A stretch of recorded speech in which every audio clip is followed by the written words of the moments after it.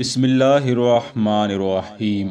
بعض روایات میں ہے کہ جب حضرت امام حسن المجتبی رضی اللہ تعالی عنہ کی وفات کا وقت قریب آیا تو آپ نے امام علی مقام امام حسین رضی اللہ تعالی عنہ کو یوں وصیت فرمائی، یعنی اے میرے بھائی، میں تمہیں ایک وصیت کرتا ہوں، تم اسے یاد کر لو۔ سنو، جب میں مر جاؤں تو تم مجھے غسل و کفن دے کر تیار کرنا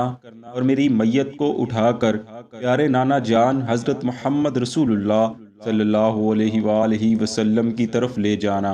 تاکہ ان کے ساتھ کیا ہوا میرا ایک وعدہ مکمل ہو جائے۔ پھر تم مجھے میری امی جان کے پاس لے جانا اور مجھے لوٹا کر بقیع قبرستان میں دفن کر دینا،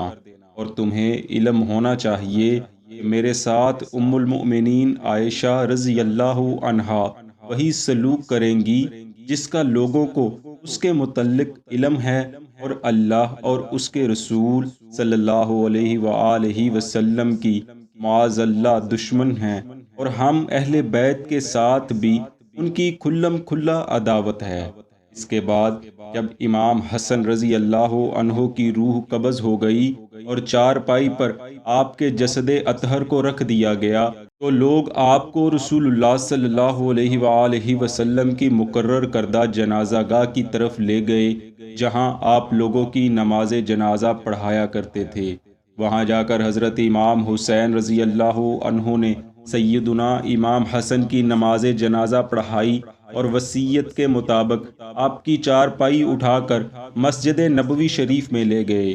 جب آپ کی چارپائی رسول اللہ صلی اللہ علیہ وآلہ وسلم کے پاس رکھی گئی، چھوٹی چھوٹی آنکھوں والا ایک شخص ام المومنین سیدہ عائشہ کی طرف گیا اور انہیں بتایا کہ لوگوں نے حضرت حسن کا جنازہ اٹھایا ہوا ہے اور چاہتے ہیں کہ انہیں رسول اللہ صلی اللہ علیہ وآلہ وسلم کے ساتھ دفن کر دیں۔ حضرت عائشہ رضی اللہ عنہا نے یہ خبر سنی تو فوراً ایک زین پہنائے خچر پر سوار ہوئی اور وہاں پہنچ گئیں جہاں جنازہ پڑا تھا۔ بس آپ وہ پہلی مسلمان عورت ہیں کہ جو زین پر سوار ہوئیں۔ وہاں پہنچ کر آپ نے امام علی مقام امام حسین رضی اللہ عنہ کو فرمایا، آپ اپنے بھائی کو یہاں سے لے جائیں، کیونکہ انہیں میرے گھر میں نہیں دفنایا جائے گا، کہیں ایسا نہ ہو کہ میں رسول اللہ صلی اللہ علیہ وآلہ وسلم کا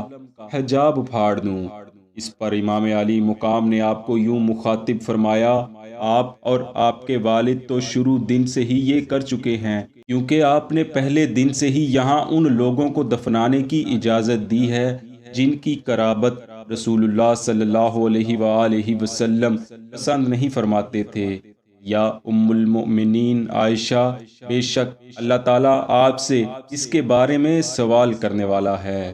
دوستو، سیدنا امام حسن علیہ السلام کی وفات اور نماز جنازہ سے متعلق یہ روایت بڑی شد و مد سے بیان کی جاتی ہے، لیکن در حقیقت یہ روایت مکذوب، موضوع اور باطل ہے، اور اس روایت کی سب اسناد جو بیان کی جاتی ہیں سب باطل و غیر ثابت ہے۔ جیسا کہ الکافی کی اس روایت کی شرح میں مازندرانی نے لکھا ہے کہ اس روایت کے راویوں میں سے بکر بن صالح کے متعلق امام کلینی اور متعدد ائمہ نے کہا ہے کہ بکر بن صالح مجہول اور ضعیف کے درمیان مشترک ہے۔ اگر بکر بن صالح امام جعفر سے روایت کرتا ہے تو مجہول ہے، اور اگر وہ بکر بن صالح رازی ہے جو امام کاظم سے روایت کرتا ہے تو وہ ضعیف ہے۔ اسی طرح اس روایت کے باطل ہونے کی ایک بڑی وجہ یہ بھی ہے کہ اسے ایک خاص طبقہ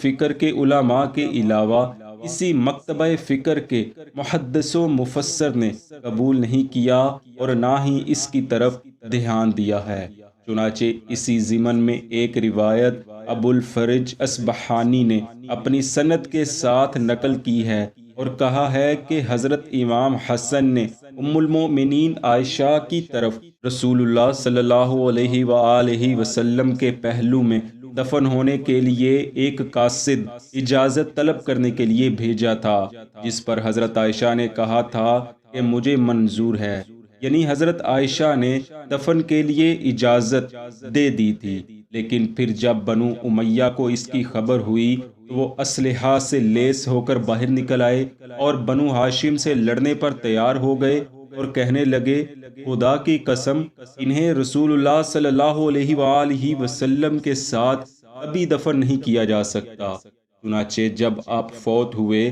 تو آپ کو آپ کی امی جان کے پہلو میں دفن کر دیا گیا۔ ابن ابی الحدید نے لکھا ہے، خصوصاً جب حضرت عائشہ سے دفنانے کی اجازت طلب کی گئی اور آپ نے اجازت دے دی، تو اس طرح تو یہ واقعہ سیدہ عائشہ کی منقبت کا ثبوت ہے، اور آپ کے خچر پر سوار ہو کر آنے میں یہ احتمال ہے چونکہ شور شرابہ اور احتجاج کرنے والے لوگ بنو امیہ سے تھے تو آپ فتنہ ختم کرنے کے لیے وہاں آئی ہوں۔ الغرض اصل واقعہ یوں ہے کہ جب سیدنا امام حسن علیہ السلام کی وفات کا وقت قریب آیا تو آپ نے وصیت فرمائی کہ مجھے نانا جان کے پہلو میں دفن کر دینا، لیکن اگر تمہیں کوئی نیا فساد پھیلنے کا خطرہ ہو تو مجھے امی جان کے پہلو میں دفن کر دینا۔ جب آپ کی وفات ہو گئی تو لوگوں نے آپ کو رسول اللہ صلی اللہ علیہ وآلہ وسلم کے پہلو میں دفن کرنے کی تیاری کی،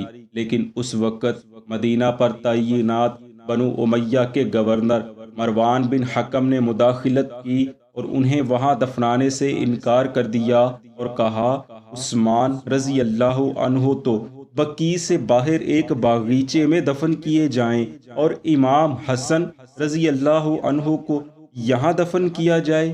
بس مروان کی بات سن کر بنو ہاشم بھی اپنے حلیفوں کے ہمراہ اپنی ضد پر اڑ گئے اور مروان بن حکم بھی بنو امیہ کے لاؤ لشکر کو ساتھ لے کر انہیں باز رکھنے پر تل گیا۔ اب ابو ہریرہ رضی اللہ عنہ نے مروان کو سمجھانے کے لیے فرمایا، اے مروان، کیا تم سیدنا حسن کو یہاں دفنانے کے لیے منع کرتے ہو؟ حالانکہ رسول اللہ صلی اللہ علیہ وآلہ وسلم نے ان دونوں بھائیوں کے متعلق فرمایا ہے کہ یہ دونوں جنت کے نوجوانوں کے سردار ہیں۔ یہ سننے کے باوجود مروان اپنی ضد پر قائم رہا تو ام المومنین حضرت عائشہ نے مداخلت کی، کیونکہ جب آپ نے ہتھیاروں سے لیس مسلح جنگجو دیکھے تو آپ کو فتنہ و فساد پھیل جانے کا ڈر پیدا ہو گیا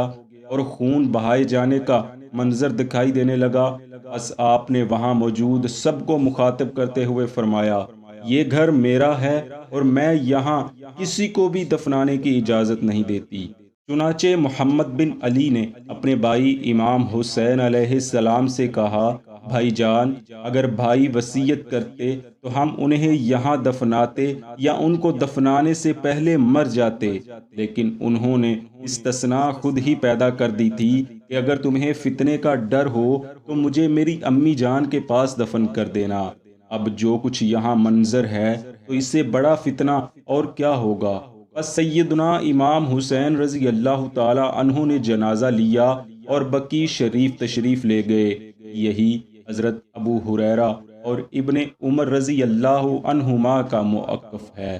سیدنا امام حسن کی شہادت پر تمام مدینہ مغموم ہو گیا، بازار بند ہو گئے اور گلیوں میں سناٹا چھا گیا۔ کہا جاتا ہے کہ بنو ہاشم کی خواتین